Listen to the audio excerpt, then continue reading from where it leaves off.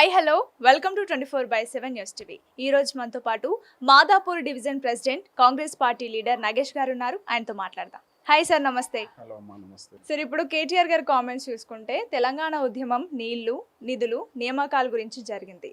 దశాబ్ద కాలం పాటు నీళ్ల కోసం అన్యాయం జరుగుతూనే ఉంది. కానీ కాంగ్రెస్ పాలన వచ్చాక నిందలు, చందాలు, దందాలు జరుగుతున్నాయని అంటున్నారు. సో దీనికి మీ ఆన్సర్?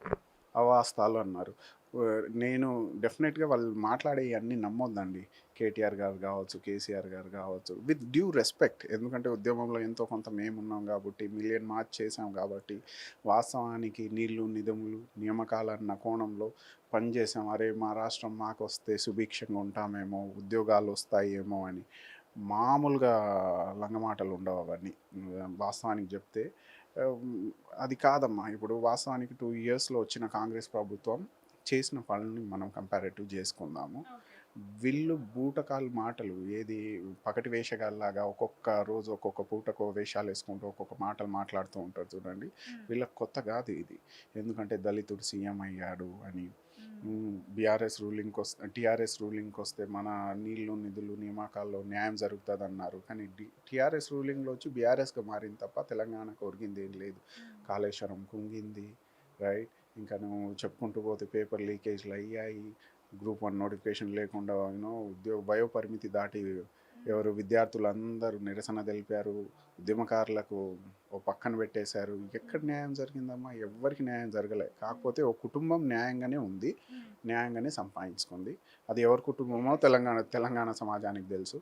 ఇప్పుడు కాంగ్రెస్ పార్టీకి వస్తే, కాంగ్రెస్ పార్టీ లాస్ట్ 2 ఇయర్స్లో తీసుకున్న నిర్ణయాలు చూద్దామమ్మా. 1 కోటి మహిళలకు కోటీశ్వరులను చేయడం, సెల్ఫ్ హెల్ప్ గ్రూప్లో భాగంగా ₹1 జీరో వడ్డీకి ఇవ్వడం, బీసీ జనగణన చేయడం, కులగణన సర్వే చేయడం, బీసీ రిజర్వేషన్ కోసం బిల్లు పెట్టడం, ఎస్సీ క్లాసిఫికేషన్ చేయడం. మీరు అద్భుతంగా మూసీ రివర్ రీజనరేషన్ ప్రాజెక్ట్ అద్భుతమైన ప్రాజెక్ట్. అది రాబోయే తరాని కోసం నెక్స్ట్ డౌన్ ద లైన్ హిస్టారికల్గా హైదరాబాద్ లివింగ్ స్టాండర్డ్ని పెంచే ప్రాజెక్ట్స్ అవన్నీ. హైడ్రా కావచ్చు, ఇవన్నీ అద్భుతమైన నిర్ణయాలు. వీళ్ళు ఆగం పట్టిస్తున్నారు. పేదోళ్ళు ఇల్లు హైడ్రా కూల్చేసింది, ఎక్కడ కూలుస్తుంది? ఇప్పుడు హైడ్రా యథావిధిగా హైడ్రా స్టేషన్స్లో ఏర్పడుతున్నాయి, యథావిధిగా పనిచేసుకుంటూ పోతుంది. ఒకప్పుడు హైడ్రా పనిచేసేటప్పుడు ఎట్లా మాట్లాడారు? ఇదే బీజేపీ బీఆర్ఎస్ నేతలు ఎట్లా మాట్లాడారు, రైట్. ఇప్పుడు ఘోష్ కమిషన్లో ఎంక్వైరీకి వస్తున్నారా? ఇంతకుముందు అయితే రాలే మన కేసీఆర్ గారు. ఇప్పుడైనా వస్తాడు అనుకుందాము. వస్తే వాస్తవానికి ఇప్పుడు నువ్వు ఎలా మంచి పనులే చేస్తే వచ్చి కమిషన్ ముందు చేసుకొని నీకు శిక్ష ఎందుకు పడుతుంది?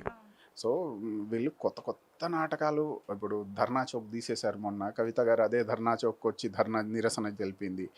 ఇగో ఇవన్నీ ఉల్టా ఉంటాయి వీళ్ళన్నీ. ఏది ఇప్పుడు బీజేపీ కావచ్చు, బీఆర్ఎస్ కావచ్చు, ఓ అండర్స్టాండింగ్లో నడుస్తున్నాయమ్మా. 8 ఎంపీలు వీళ్ళు ఇచ్చిర్రు.